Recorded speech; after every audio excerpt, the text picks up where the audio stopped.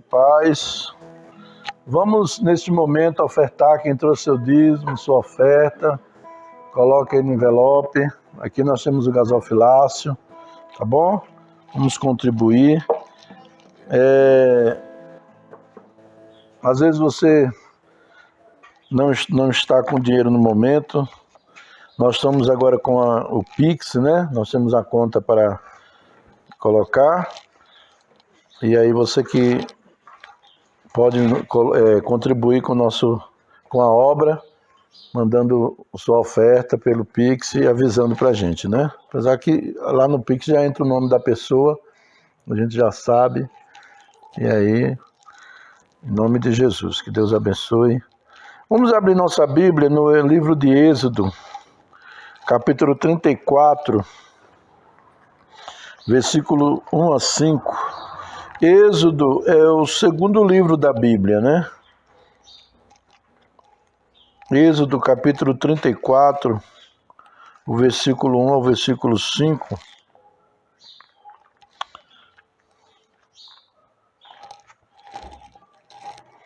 Glória a Deus. Amém? 34, Êxodo capítulo 34, dos versículos 1 ao versículo 5.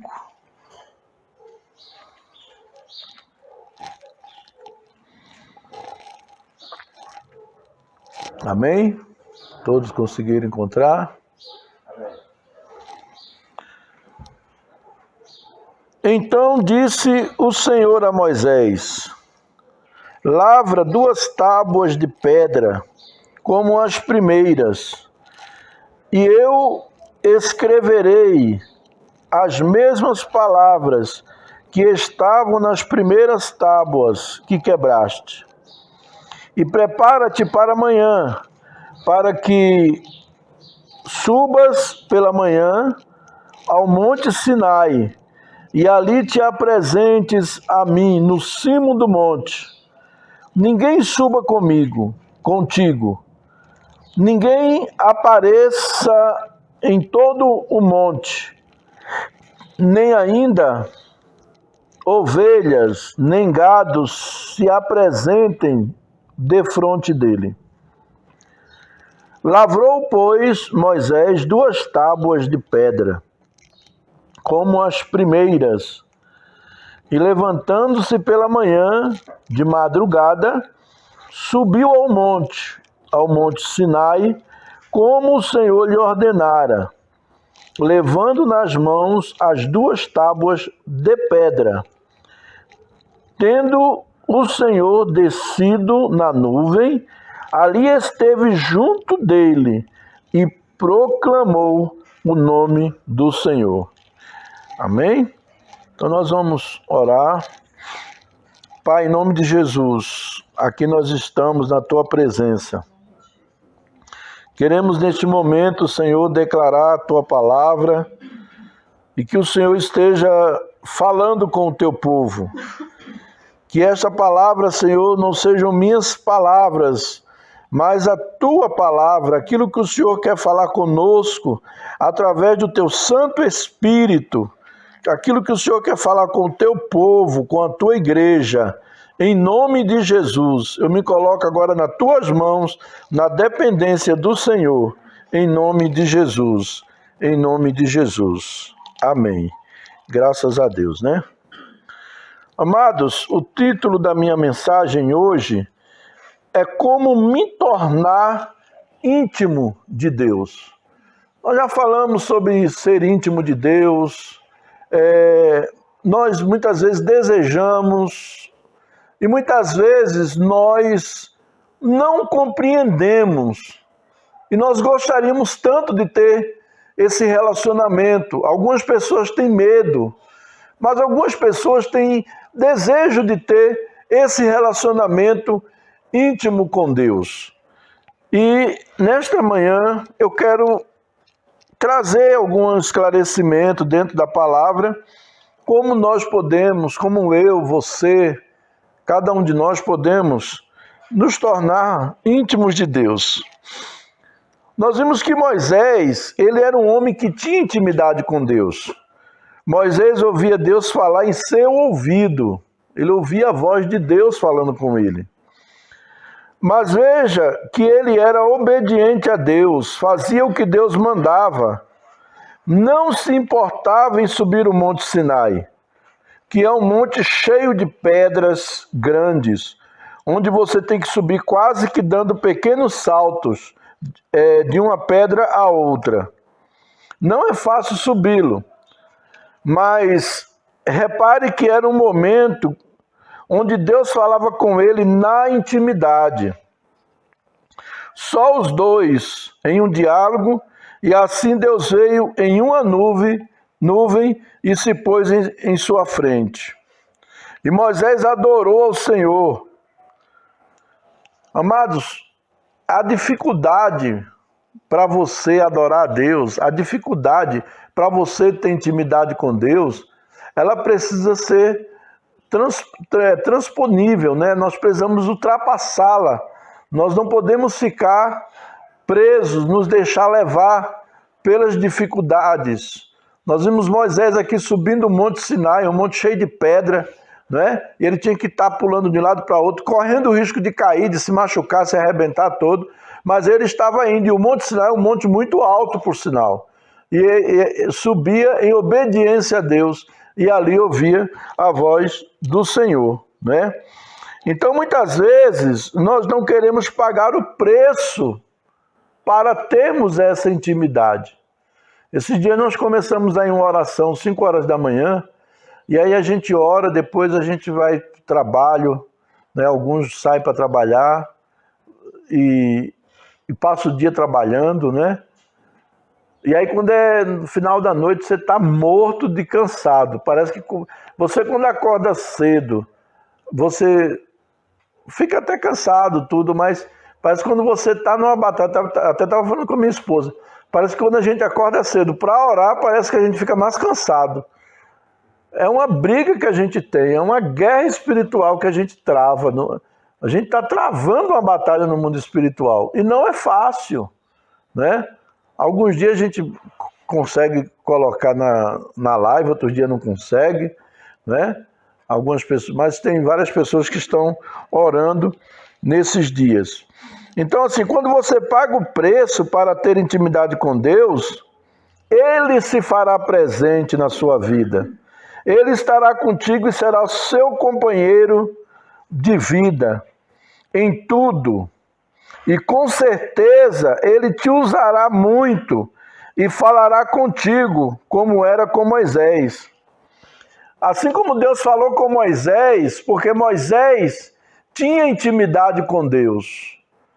Deus quer falar comigo, Deus quer falar com você, Deus quer que a gente tenha esta intimidade com Ele. Mas como nós podemos adquirir esta intimidade? Quais os passos que nós devemos dar para seguir em frente e romper, né, e conseguir romper esta barreira e conseguir essa intimidade? O primeiro passo para a intimidade com Deus é ter uma vida de oração. O Otmani dizia uma frase: os céus governam a terra através da oração. Uma frase que ele utiliza no livro Oremos, da autoria de Otmani. A Bíblia mostra que Jesus é um exemplo disso, porque em Marcos capítulo 1, versículo 35, diz que Jesus levantava-se alta madrugada e ia para o monte orar. Primeira coisa, antes de falar com os homens, antes de ministrar aos homens, Jesus estava ministrando a Deus, a vida de oração, buscando o Pai, buscando falar com Deus. Então, nós temos em Jesus esse exemplo. Nós temos também a experiência dos discípulos, lá em Atos dos Apóstolos. No capítulo 2, versículo 1 ao 4, diz que eles estavam reunidos, sentados no cenáculo. Passaram 10 dias em oração. E de repente a Bíblia diz que veio do céu som como de um vento impetuoso e encheu a casa. E foram vistas línguas repartidas como de fogo. E todos foram cheios do Espírito Santo. Aleluia. Glória a Deus.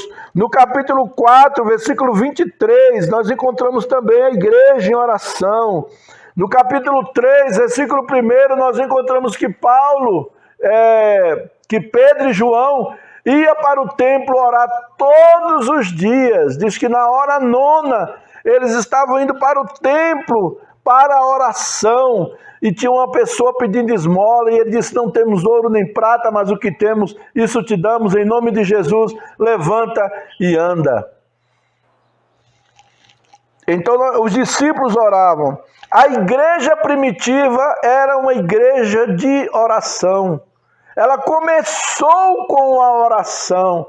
A igreja primitiva não começou com o evangelismo. A igreja primitiva não começou com outra coisa a não ser com a oração. A base, a estrutura, o que fortalecia aqueles irmãos era a oração. E no capítulo 4, versículo 23 ao versículo 31, diz que os irmãos, quando eles estavam sofrendo a perseguição, eles não ficaram reclamando, eles não ficaram se lamentando, mas eles se reuniram para orar. E começaram a clamar e dizendo: Senhor, olha para as suas ameaças e dá aos teus servos que preguem com intrepidez a tua palavra. Eles não ficaram orando: Senhor, coitadinho de mim, coitadinho de nós, Senhor, eles vão nos matar. Não, eles não ficaram preocupados com isso. Eles oraram dizendo: Senhor, nos dê ousadia para pregar a tua palavra. Uma coisa que eu estava meditando, até estava conversando com a Nilva Alves, né? Que tem a Nilva, minha esposa, e tem a Nilva Alves. Nós estávamos conversando, e às vezes as pessoas se escondem tanto. Eu não vou para a igreja para não pegar Covid, eu não vou para a igreja para não botar Covid nos outros, eu não vou. E acaba pegando Covid, acaba botando Covid nos outros, sem vir para a igreja, sem estar na igreja, sem estar em lugar nenhum. Eu peguei Covid dentro de casa. Minha esposa pegou Covid dentro de casa. E Deus nos guardou, nos protegeu. Amém? Então, amados, não vamos deixar que barreiras, que as coisas nos amedronte. Deus está levantando uma geração de homens e mulheres guerreiros, corajosos. Deus vai contar com guerreiros. Vai ser que nem no tempo de Gideão, quando havia aqueles homens, 16 mil homens. E Deus falou: tem muito. Depois eles fizeram um teste, aí diminuiu para 10 mil. E Deus ainda disse: tem muito.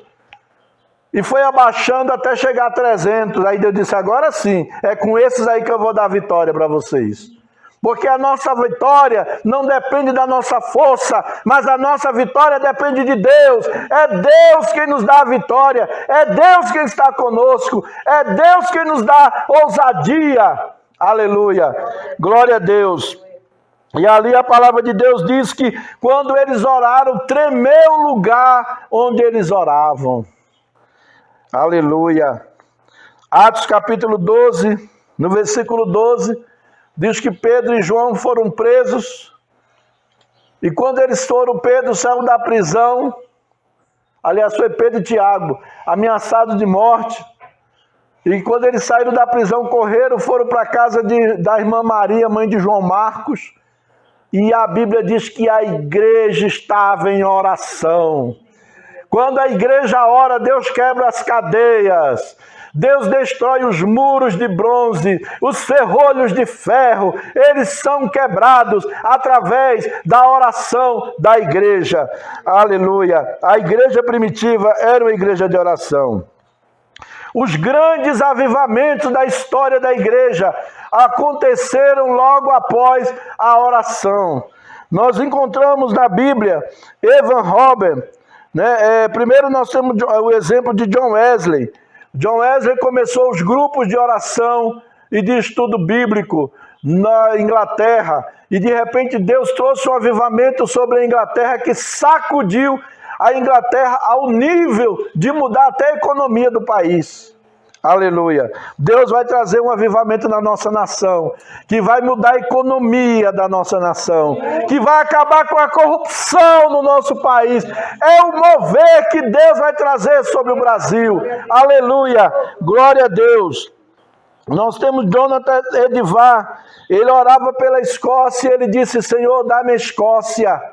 Dá-me a Escócia, eu morrerei. Dá-me almas, ou tira a minha alma. E Deus trouxe um grande avivamento na Inglaterra, na Escócia, quando ele pregava sobre o sermão, o famoso sermão, pecadores na mão de um Deus irado. Enquanto ele pregava, as pessoas se seguravam na coluna do templo, com medo de ir para o inferno, porque elas viam literalmente o fogo do inferno arrastando elas pela condição pecaminosa que elas estavam. Aleluia. Mas tudo começou com oração. Nós vemos também Ivan Robert, um jovem que começou a orar pelo país de Gales, no meio das ruas, e ele dizia: Senhor, dobra o meu coração, Senhor, dobra a minha vida, Senhor, me dobra, Senhor, me muda. Ele não estava pedindo: Deus, transforma os outros, muda os outros, transforma as pessoas. Não, ele disse: Deus, me dobra, Deus, me transforma, Deus, muda o meu coração, transforma o meu coração, me faz um coração igual ao teu. E quando ele orava, um grande avivamento veio sobre o país de Gales. E um dia alguém chegou para um soldado e perguntou para o soldado: onde está o avivamento aqui no país de Gales? O soldado disse: o avivamento está aqui atrás dessa esfinge, desse símbolo da polícia militar. Aqui está, o avivamento está aqui atrás, aqui no meu coração. Deus impactou aquele povo. Aleluia. Mas começou com a oração de um jovem que começou a andar pelas ruas. Nós temos ainda os irmãos moráveis, o movimento chamado Oração do Monte de Feno. Eles oraram 200 anos. E foi o movimento que mais enviou missionário para o mundo. Mais enviou missionários. Até hoje não teve um movimento que enviou tanto missionário quanto os irmãos moráveis. Mas eles eram um movimento de oração. Oração, eles chamaram de oração do Monte de Feno, porque eles diziam: Senhor, nos consome na oração, que o fogo de Deus nos consuma na oração, no momento em que estivermos na presença do Senhor, que o fogo de Deus me consuma, que o fogo de Deus consuma você, que o fogo de Deus me consuma, que desapareça eu e que Jesus reine nas nossas vidas. Aleluia, glorificado seja no nome de Jesus. O movimento pentecostal na Rua Azusa surgiu também através da oração, movimento de oração. E ali na Rua Azusa era 24 horas de oração. E o púlpito era livre. Quem chegasse e quisesse pregar, podia subir ao púlpito e pregar. Só que tinha uma condição: se a pessoa fosse pregar e tivesse em pecado, caía gritando e confessando o pecado na frente de todo mundo, porque ele não conseguia suportar a glória da presença de Deus que havia naquele lugar. Aleluia. Deus vai fazer um reboliço, Deus vai fazer uma grande mudança na nossa nação, nas nossas vidas, mas nós temos que, em primeiro lugar, orar, buscar ao Senhor para sermos íntimos dele, para termos intimidade com ele através da oração. A segunda coisa que nós podemos fazer para nós termos intimidade com Deus é superar os impedimentos, priorizando Deus em tudo nas nossas vidas. Primeiro lugar tem que ser do Senhor. O primeiro lugar não é do meu filho, não é da minha esposa, não é do seu marido, não é do seu patrão, não é da sua mãe, não é do seu pai. O primeiro lugar é de Deus. Não é do seu trabalho, não é da sua empresa, não é da sua vida. O primeiro lugar é Deus. Que lugar Deus ocupa na sua vida? Nós queremos um avivamento, mas não queremos priorizar Deus. Nós queremos um avivamento, mas queremos que os outros paguem o preço. E nós não queremos pagar. Ontem eu estava falando com o Guilherme. Nós tivemos pessoas boas no nosso meio, mas pessoas que eram muito boas para dar opinião. Ah, a gente podia fazer assim, podia fazer não sei o quê, podia fazer isso, mas na hora a própria pessoa furava. Teve um que chegou, vamos começar a orar de madrugada, vou com você. Primeiro dia eu vim, no segundo dia já não veio, no terceiro dia já não podia vir. Então as pessoas querem arrumar coisas para fazer, para o pastor fazer.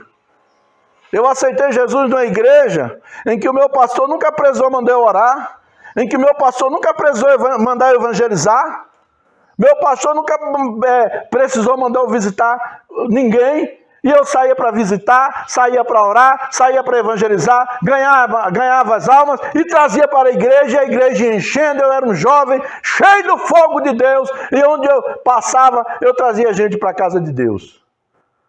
Não esperei o pastor mandar, pastor, o senhor podia fazer um projeto. Que projeto, meu irmão? Projeto é o Espírito Santo da minha vida, e eu falar de Jesus por onde eu passar.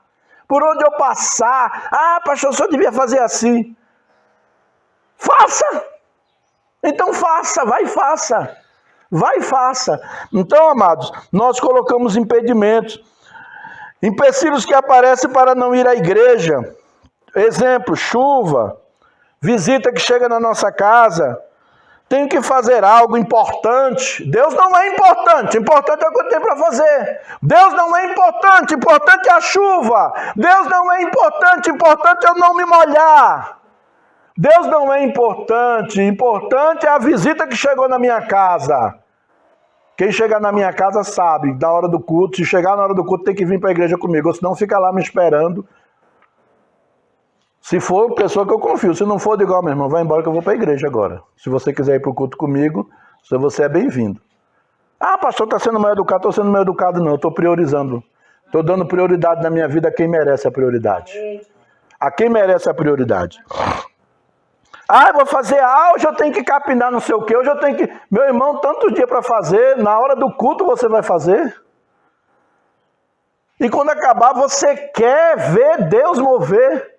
Você quer ver Deus movendo, sacudindo, curando, libertando, fazendo coisas extraordinárias. Se você não quer pagar o preço, temos que pagar o preço.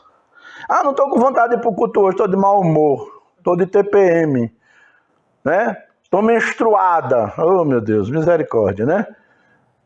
Se Jesus vier no dia que você tiver de TPM, você vai? No dia que você tiver menstruada, você vai? Então a gente tem que priorizar, é a prioridade, né?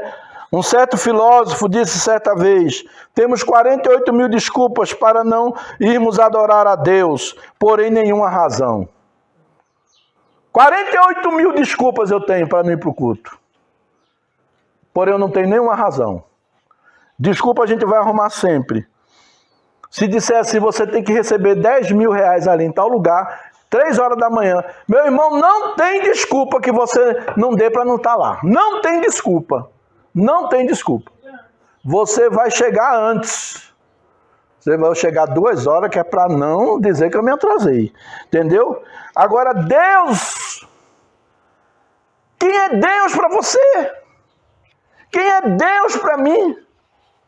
Que eu não posso dar prioridade, eu não posso privilegiar Deus. Eu não posso dar o primeiro lugar, a primeira hora, a primeira atenção, a minha dedicação total, o meu amor total para Ele. Quem é Deus? Quem é Deus para você? Quem é Deus? Você já pensou nisso? Então nós temos que... Queremos intimidade com Deus sem ter compromisso?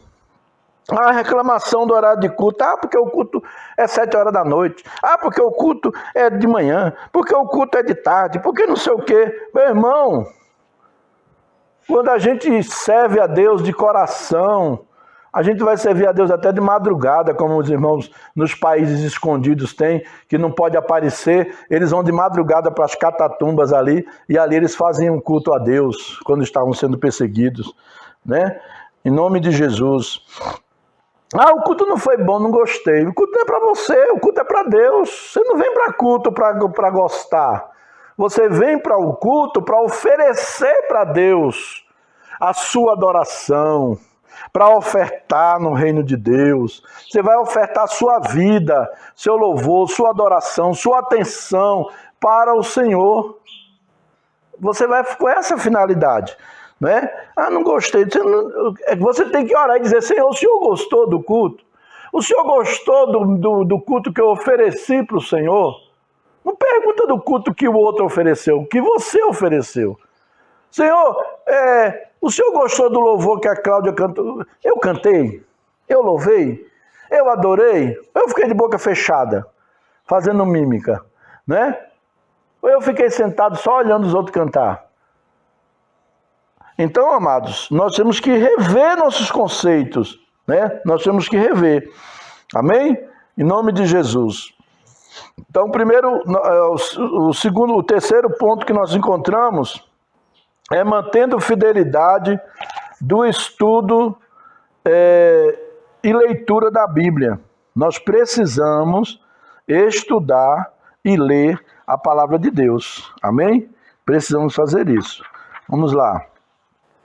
João capítulo 5, versículo 39, Jesus disse: errais, não conhecendo as Escrituras, porque são elas que de mim testificam. É através da leitura da Bíblia. Você quer conhecer Deus? Você quer conhecer Jesus? Você tem que conhecer através da oração e através das declarações de amor que Ele te faz na sua palavra. Quando a Bíblia é a carta de amor de Deus para nós. Quando a moça apaixonada pelo rapaz, todo bilhetinho que o cara manda, ela está lá lendo. Mesmo torto, agarranchado, ela está lendo e guarda e fica lendo e guarda, lendo e relê, né? Porque está apaixonada. Quando nós estamos apaixonados por Jesus, nós nos apaixonamos pela sua carta de amor que Ele mandou para nós. É a sua palavra. Nós precisamos ler. Precisamos conhecer a Jesus através da palavra. A igreja do primeiro século entendia essa necessidade. Atos capítulo 6, versículo 7 diz que crescia a palavra do Senhor. Atos capítulo 12, versículo 24 também fala a mesma coisa, e crescia a palavra do Senhor. E Atos 17, versículo 11 dizia: esses porém eram mais nobres, porque eles observavam todos os dias se era assim, conforme os apóstolos estavam dizendo. A palavra de Deus, todos os dias os irmãos de Bereia examinavam as Escrituras para ver se era daquele jeito, conforme os apóstolos estavam dizendo. Amém? Os grandes avivamentos surgiram trazendo o povo de Deus de volta para a sua palavra. Avivamento que não traz o povo de volta para a palavra de Deus não é avivamento.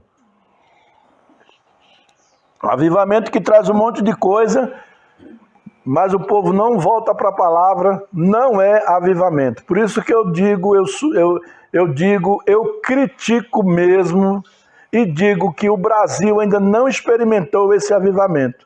Nós temos experimentado algumas gotas. Ah, mas nós temos 38 milhões de cristãos. Mas vai ver quem é convertido desses 38 milhões. Vai ver quem realmente tem experiência com Deus. Vai ver dessas pessoas quem realmente tem responsabilidade de servir a Deus, serve a Deus de verdade. O fato da pessoa ir na igreja não quer dizer que ele é cristão. A palavra cristão, muita gente está deturpada essa palavra cristão. Só porque fala de Cristo, eu sou cristão? Não. O que significa a palavra cristão? A palavra cristão significa Cristo vivendo em mim e através de mim, se movimentando na terra através de mim. Atos, capítulo 11, versículo 19 ao 25, lá ele diz que os irmãos, aliás, capítulo 19, versículo 25, ele diz que aqueles irmãos em Antioquia foram os discípulos pela primeira vez chamados cristãos. Pela primeira vez eles foram chamados de cristãos. Por que eles foram chamados de cristãos? A palavra cristão significa pequenos cristos. Pequenos cristos. Eles observaram que aqueles discípulos, eles não só pregavam a palavra, mas eles viviam a palavra. E aquela vida da palavra neles, a palavra fazendo efeito na vida deles, os tornavam parecendo com o Cristo que eles anunciavam. Com que nós parecemos hoje? Só a misericórdia de Deus, né? Então esses são os pontos. E precisamos entender que os grandes avivamentos trouxeram o povo de volta para a palavra. Existe muita coisa aí, movimentos, né? Movimento disso, movimento daquilo. Ah, encontro com Deus. Encontro com Deus é uma bênção, é uma maravilha, acho bom. Mas tem muita psicologia no meio, muita coisa da psicanálise, da psicologia, né? E às vezes mexe muito com as emoções. Então pessoas que são com as emoções tocadas, saem do encontro até carregada no colo. Poucos são os que realmente são confrontados com a palavra e que realmente mudam e que deixam Deus transformá-lo. Aí vem pessoas dizendo, eu já fui para 10 encontros, para 9, 10, 20 encontros, para Deus, e Deus ainda não me transformou. Claro, você está indo para lá só para ir para o encontro, fazendo não sei nem o quê. Eu me lembro que pela misericórdia de Deus, o primeiro encontro que eu fui para o encontro. E no primeiro encontro que eu estive presente, Deus arrancou do meu coração um monte de coisa e arrancou do meu coração uma ferida profunda que havia. É assim que Deus age. Encontro com Deus muda a gente. Encontro com Deus transforma nossas vidas. Encontro com Deus, quando você está lá no seu quarto falando com Deus e Deus dá uma confrontada em você, isso é encontro com Deus. Às vezes quando eu chego para minha esposa, digo, Deus me pegou, falou assim, toma. Às vezes eu estou orando e Deus fala certas coisas comigo, às vezes eu estou assim meditando e Deus vem, ó, isso aqui é assim, assim. Confronto! Deus não vai passar a mão na minha cabeça, Deus vai dizer quem eu sou. E muitas vezes a gente não quer relacionamentos verdadeiros que digam quem nós somos. Nós queremos relacionamentos que passem a mão na nossa cabeça e diga, você é tão bonitinho, você é tão lindo, perfumadinho, cheirosinho. Mas quando a pessoa diz, você está fedendo. Rapaz, tem desodorante na sua casa não? Você não usou desodorante hoje não? Aí a pessoa já não gosta. Porque a pessoa está sendo verdadeira com ela. Né? Encontro com Deus é encontro que transforma. Você passou por transformação, você teve um encontro com Deus. E nós precisamos nos encontrar com Deus todos os dias da nossa vida. Assim como Adão fazia, todos os dias Deus vinha falar com Adão. E isso não impediu Adão de fazer besteira. E muitas vezes nós nos encontramos com Deus e fazemos besteira. Aí nós temos que nos retornar para Ele. Amém? O quarto princípio para nós sermos íntimos é nos abstermos do pecado. Os pecados ocultos do coração. Existem pecados ocultos que nós não falamos, está lá dentro. O salmista Davi, no Salmo 166, versículo 18 ao 20, ele disse, eu no coração contemplar a iniquidade. Contemplar no coração. São os pecados ocultos. Está lá dentro. Eu desejei o que não era para desejar. É pecado? É claro que é.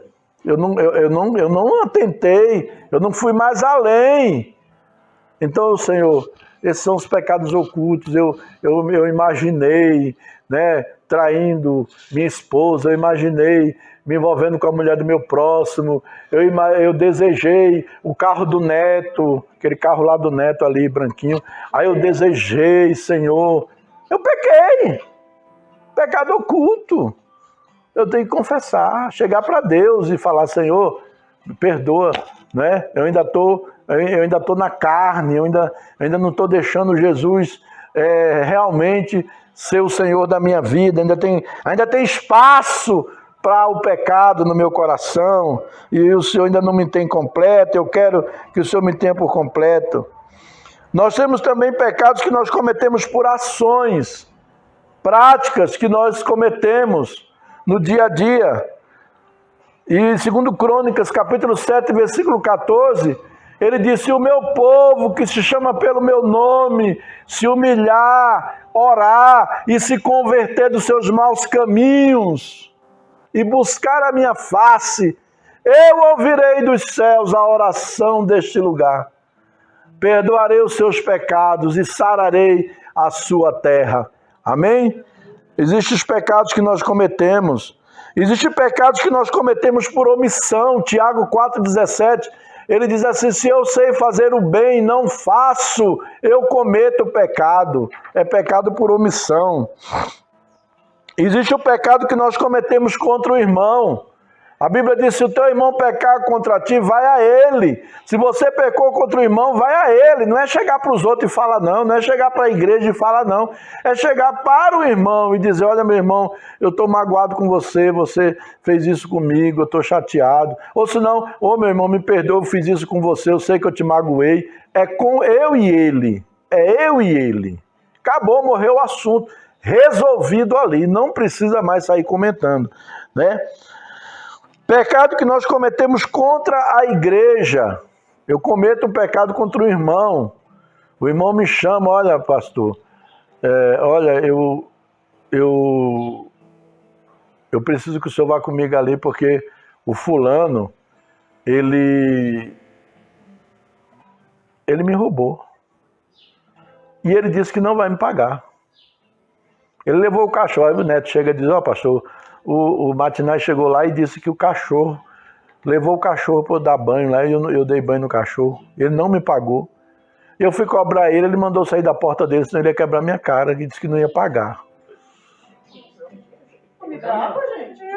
Aí eu vou lá junto com o neto, procurar o Matinai. Matinai, você não pagou o cachorro lá que você voltou para tomar banho? Não paguei, não vou pagar, eu não quero nem saber, e saio daqui da minha casa. Aí ele pecou contra quem? Contra a igreja. Aí tem que ser trazido para a igreja. Ó, irmãos, o irmão Matinai, o pastor, pegou o cachorro do irmão Neto, levou o cachorro para tomar banho lá, não pagou, ainda disse que ia quebrar a cara do irmão, ainda disse que ia... Eu fui com o irmão, ele mandou sair de lá, e eu quero dizer para os irmãos que essa foi a atitude do nosso irmão Matinai. E a Bíblia diz que é para fazer o quê com ele? Considerar ele gentil e publicano. Acabou, morreu o assunto. Não é considerar nele como irmão mais, é gentil e publicano, até ele se arrepender e se voltar para Deus. Complicado, né? Mas é o que a Bíblia ensina. E por último, nós queremos ser íntimos de Deus, sujeitar-nos às autoridades. Temos a autoridade de Deus. Deus, o nosso Pai, né? Tiago capítulo 4 e o versículo 7 e versículo 8, o apóstolo Tiago, na sua epístola, ele cita o seguinte: Tiago capítulo 4, versículos 7 e 8.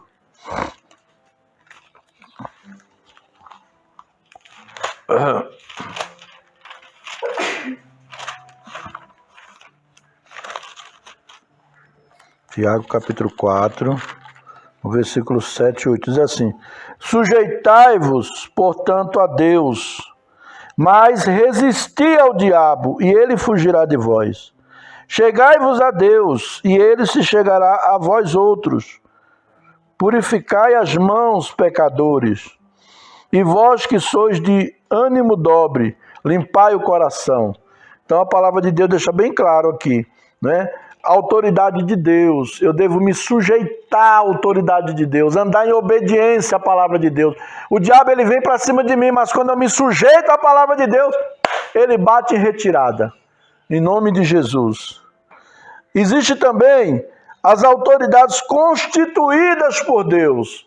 Romanos capítulo 13, versículo 1 ao 5, ele diz que sujeitai-vos às autoridades constituídas, porque as autoridades foram constituídas por Deus. Então as autoridades impõem leis, colocam leis, decretos, são decretos que não são contra a palavra de Deus. Eu tenho que me submeter. Eu tenho que me submeter. O governador mandou fechar a igreja, o templo. Bem, ele pode mandar eu fechar o templo. Ele não pode mandar eu parar de orar e nem de falar de Jesus. Porque se ele mandar fazer isso, eu vou desobedecer, porque a autoridade maior é a de Deus. Agora, quando uma autoridade coloca uma ordem, que aquela ordem não fere os princípios, a autoridade de Deus na minha vida, aí eu tenho que obedecer, sim. Eu tenho que obedecer. Em nome de Jesus. Nós temos também a autoridade delegada. O que é uma autoridade delegada? É aquela autoridade que foi dada a outro. A pessoa encaminhou outro. Na comunidade, há muitos anos atrás, nós tínhamos uma prática, quando o pessoal se reunia em Goiânia. Então, o Robson, na época, era lá da comunidade de Goiânia, o César, eles andavam juntos, antes deles cessar a nossa terra. E aí vinha alguém representando o Robson em Brasília. A gente tinha reunião de pastores e vinha alguém representando ele. Aquela pessoa, quando vinha, ele não vinha falando no nome dela. Ele vinha falando no nome do Robson. Olha, irmãos, eu estou aqui representando o pastor, que na época ele era chamado de pastor, hoje que ele se denominou bispo, mas na época ele era pastor. Então ele dizia, eu estou aqui em nome do pastor Robson, ele pediu para eu vir aqui, ele não pôde estar nesse momento, mas eu estou aqui representando ele e eu vou levar todos os assuntos a ele. Isso é uma autoridade delegada. Não é a pessoa chegar lá e dizer, eu estou aqui, o que vocês querem, eu vim resolver, eu vou fazer e vou acontecer. Você não está sendo autoridade delegada, você está tomando a frente. Está fazendo uma coisa que não é sua. Então, a autoridade delegada é quando eu delego algo para alguém fazer no meu lugar. Eu estou delegando a minha autoridade para você. Eu pastoreei a igreja, eu era diácono, eu fui colocado para pastorear a igreja, eu ainda era diácono. Aí eu fui pastorear, a primeira igreja que eu fui pastorear, eu era diácono. Só que na igreja que eu fui pastorear, eu era pastor. Porque o pastor presidente havia me delegado a autoridade para exercer o pastorado daquela igreja. Então, naquela igreja eu era o pastor. Eu estava representando o pastor presidente. Depois eu fui consagrado a presbítero, pastoreando igreja também. Então, isso é uma autoridade delegada. É reconhecer que você está ali, mas que a autoridade não é sua, é uma autoridade representativa. Você está representando outra pessoa. Isso a gente tem que ter muito cuidado, porque às vezes a gente não entende esse ponto e a gente acaba se quebrando. Pecar contra a santidade de Deus é pecar contra os princípios. E esses princípios, Deus te perdoa. Você pecou contra a santidade de Deus.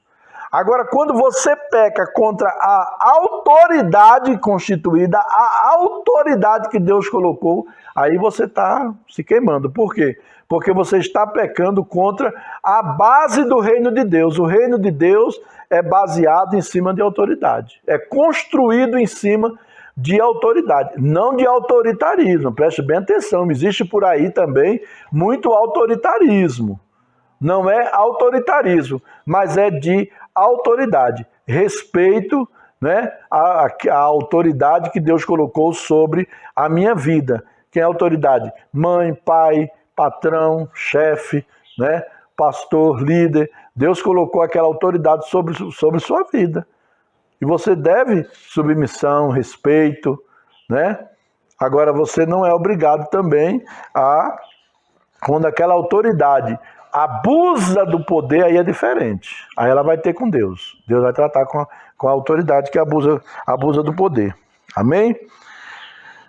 Para concluir, Deus está nos chamando para um novo nível de fé e compromisso em seu reino. Ele nos convoca à intimidade com Ele. Precisamos ter uma vida de oração, estudo da palavra, colocar Deus como prioridade em nossas vidas e a sua obra também no nosso coração, fazer a obra de Deus, nos abster do pecado e nos submetermos à autoridade divina e à autoridade delegada por Ele. Amém? Em nome de Jesus. Esses princípios nos levarão a termos intimidade com Deus, a sermos íntimos de Deus, né? Eu me lembro que eu tive um pastor, até costumo falar isso, que eu tinha medo de expulsar demônio. Eu era novo convertido não, já nessa época já era diácono na igreja, mas eu tinha medo de expulsar demônio, por causa de uma experiência que eu tive quando eu era novo convertido. E eu cheguei na igreja e meu pastor, olha, eu queria que você fosse na casa da irmã fulana lá, que o filho dela está endemoniado, quebrando tudo. Eu não vou poder ir porque eu estou com um casal aqui, resolvendo um problema com um casal que está conversando com eles. E eu queria que você fosse no meu lugar. Eu fui morrendo de medo, mas fui, obedeci. E no meio do caminho eu ia orando, Senhor, tu sabe que eu tenho medo, né? Senhor, tu sabe que eu tenho medo, me ajuda. Senhor, em nome de Jesus, expulsa aquele demônio. Eu fui orando no meio da rua, expulsa aquele demônio, manda aquele demônio embora. Quando eu cheguei lá, o demônio tinha saído do rapaz. Aí eu bati no portão, a irmã foi me atender. Aí ela disse, agora que eu entendi. Eu falei, o que, irmã? Por isso que o demônio falou, vou embora que vem um homem aí cheio de fogo. Eu digo, oxe, era eu. Eu morrendo de medo, só que eu estava cheio de fogo e não sabia, né? A unção de Deus sobre nossas vidas. Eu fui em obediência, né? Muitas coisas eu fiz na casa de Deus. Eu costumo dizer, dentro de uma igreja, de limpar chão, limpar banheiro, pregar, de ministrar, fazer tudo, eu aprendi a fazer, graças a Deus, sem murmurar, sem maldizer, sem querer empurrar para os outros, sem botar a culpa nos outros. Eu era de uma igreja que chegava lá, eu era líder da escola dominical, e o zelador da igreja morava atrás da igreja, então ele tinha que limpar a igreja para deixar a igreja limpa para a escola dominical. No domingo de manhã tá tudo ok, né? Tinha vez que chegava lá, tava a maior bagunça, às vezes tinha tido festa no sábado, tava a maior bagunça, tudo. Eu não ficava reclamando, não. Eu pegava a vassoura, pegava o rodo, pegava a água, ia lá, limpava, arrumava, puxava os bancos, né? Fazia, daqui a pouco tava, quando ele acordava, irmão, já sabe porque ele não me chamou? Eu digo, não, irmão, você não fez ontem, né? Tô fazendo para Deus. Pronto. E fazendo a obra de Deus. Agora, às vezes, a gente quer jogar a responsabilidade para o outro, né? A gente não quer, que nem aquela história da batata quente, aquela brincadeira, né? Então a gente quer jogar para o outro. A gente tem que jogar para o outro, não. A gente tem que fazer. Vai lá e faça. Vai lá e faça. Tudo que vier à tua mão para fazer, faça conforme as tuas forças. Amém? Em nome de Jesus, né? Realmente nos tornar pessoas íntimas de Deus, ter intimidade com Deus mesmo, mas tem um preço. É duro, né, irmãos? Você viu que eu falei aqui, não é coisa fácil, não. Para a gente ter intimidade com Deus, não é moleza. Mas a gente consegue, se nós praticarmos a palavra de Deus, os princípios. Amém? Vamos ficar de pé, vamos orar, agradecer a Deus, em nome de Jesus. Aleluia. Pai, em nome de Jesus, nós te agradecemos, ministramos a tua palavra, Senhor. O quanto nós ansiamos, o quanto nós desejamos andar em intimidade contigo, ser íntimos do Senhor. Espírito Santo, pega esta palavra e transforme as nossas vidas. Não nos deixe permanecer do mesmo jeito, Senhor, mas que nós sejamos transformados por tua palavra. É o que eu te peço nesta hora, meu Pai. Em nome de Jesus, que o Senhor venha através do teu Espírito Santo, usando esta palavra para que venha nos transformar e nos fazer conforme a tua vontade, Pai. É o que eu te peço nesta hora, Senhor, e agradeço a ti, em nome de Jesus. Em nome de Jesus. Amém